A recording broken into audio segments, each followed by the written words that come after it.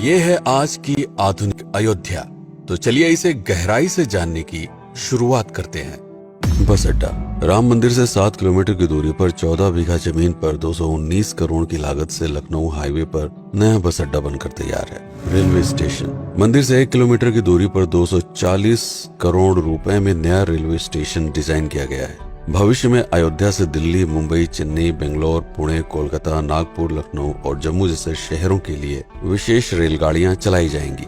हवाई अड्डा। 1450 करोड़ रुपए में लगभग 1300 बीघे में फैला हुआ प्रयागराज हाईवे पर नाके के पास बनाया गया है नया एयरपोर्ट। यहाँ से राम मंदिर की दूरी सिर्फ 12 किलोमीटर है। भविष्य में कई बड़े महानगरों के लिए सीधे उड़ानें उपलब्ध होंगी। घाघरा जलमार्ग। अगर आपके पास अपनी खुद की मोटर बोट है तो छपरा से घाघरा यानी सरयू नदी की सैर करते हुए लगभग 300 किलोमीटर नदी में चलकर भी अयोध्या पहुंच सकते हैं। भविष्य में इस रूट के लिए भी मोटर बोट चलाए जाने का प्रस्ताव है। राम मंदिर।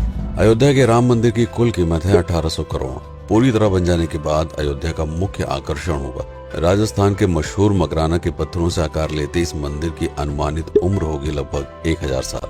22 जनवरी को पहली मंजिल का उद्घाटन होगा, जिसमें राम की बाल्यावस्था की मूर्ति रखी जाएगी। बाकी की 2 मंजिलों का कार्य चलता रहेगा। खजुराहो के मंदिरों की नागर शैली के आधार पर इसे तराशा जा रहा है। मंदिर का कुल क्षेत्रफल 156 एकड़ या 251 बीघा है।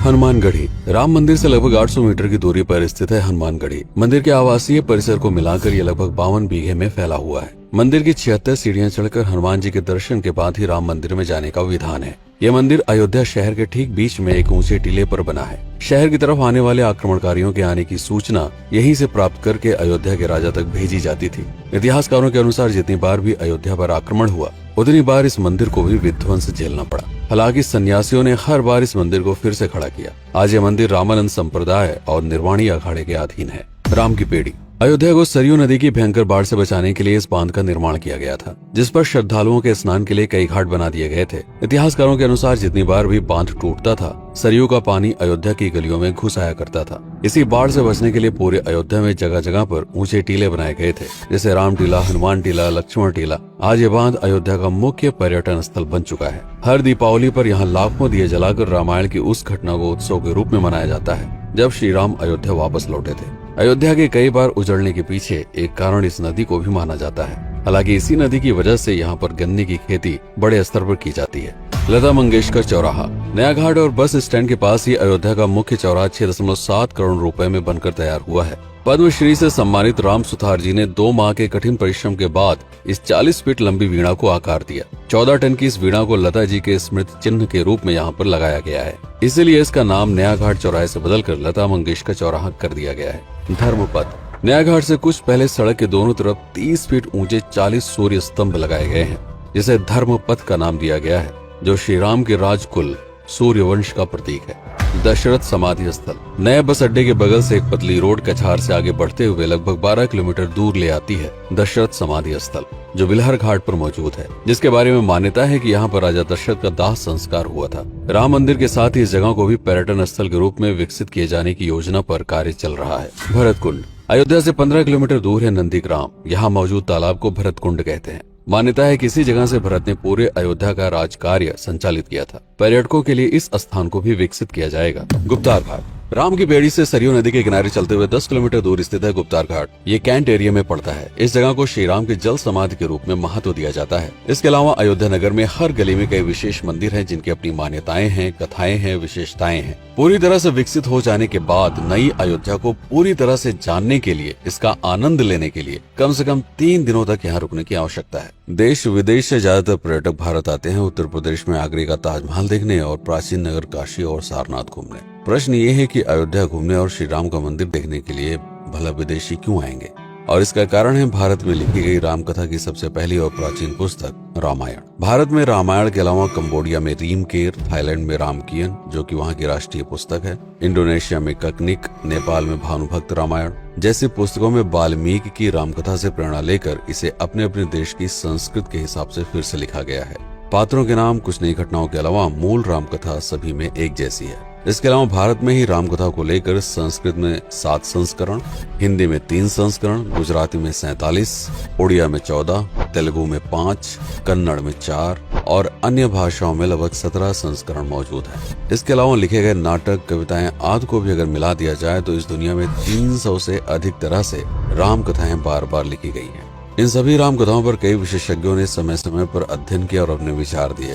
Father Camille Bulcke, Hermann Jacobi, Wendy Doniger, Edward अल खरर, Alf Hiltebeitel, Paula Richman, Aubrey Menen, Ramesh Menon, Radha Vishwanath, Shantanu Gupta, Meenakshi Jain, Lala Sitaram, Swami Gyanananda Saraswati जैसे कई लोगों ने समय समय पर राम कथा को लेकर गहन शोध किया और इसमें छिपे हुए मूल कथा के साथ ही इसके इतिहास को समझने का प्रयास भी किया। राम कथा थी कौशल प्रदेश के द्वारा किष्किंधा और लंका पर विजय प्राप्त करने की पहली बार एक अखंड भारत के निर्माण की। रामायण महत्वपूर्ण इसलिए हो जाता है क्योंकि ये अखंड भारत युद्ध से अधिक व्यक्ति के आदर्शों, सूझबूझ, मित्रता जैसे गुणों से स्थापित हुआ। रामायण एक ऐसा डॉक्यूमेंट है जो ये समझाता है कि भारत पहली बार एक कैसे हुआ। इसलिए ये गाथा न तो कभी भुलाई जा सकती है और न ही कभी मिटाई जा सकती है। और आज की अयोध्या उसे अखंड भारत का एक प्रतीक है, अपनी संपन्नता के कारण जिसने समय समय पर बाहरी आक्रमणकारियों का भी सामना किया। अयोध्या की इसी संपन्नता ने यहाँ पर मुगलों को भी आकर्षित किया। महात्मा बुद्ध भी यहाँ पर रुके, सिखों के गुरु साहब भी आए और जैन धर्म के तीर्थंकर भी। सिर्फ आए ही नहीं बल्कि उनके अनुयायी यहीं पर बसते चले गए।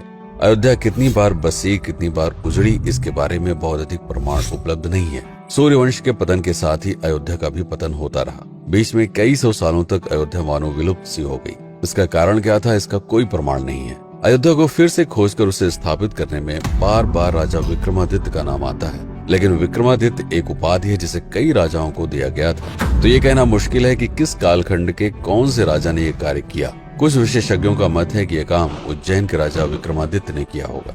नंद वंश, मौर्य वंश, शुंग वंश, गुप्त वंश आदि के साम्राज्य में भी अयोध्या का वर्णन प्राप्त होता है। सबसे बड़ा विध्वंस हुआ 1527 के आसपास बाबर के कार्यकाल में, जब राम मंदिर को ध्वस्त कर बाबरी मस्जिद स्थापित की गई। सन 1722 में बंगाल के नवाब अलीवर्दी खान ने व्यापार के नजरिए से राम मंदिर से कुछ किलोमीटर की दूरी पर एक नया शहर बसाने की शुरुआत की।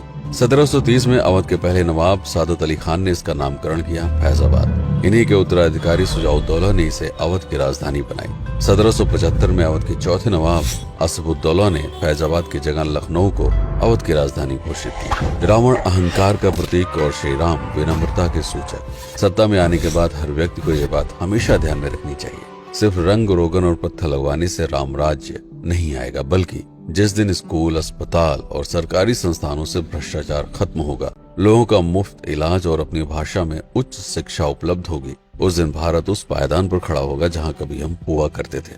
रामायण अहंकार पर विनम्रता की विजय है। अयोध्या को अगर पर्यटन स्थल का केंद्र बनाना है तो इस आधार पर बसाना होगा, राम राज्य लाना होगा, राजनीति नहीं। यदि इस वीडियो में कोई त्रुटि हुई हो तो उसके लिए क्षमा करें। वीडियो पर समय बिताने के लिए आपका बहुत बहुत धन्यवाद। मैं हूं पीके सिंह और आप देख रहे हैं प्रतापगढ़ हब। जय श्री राम, जय अवध, जय भारत।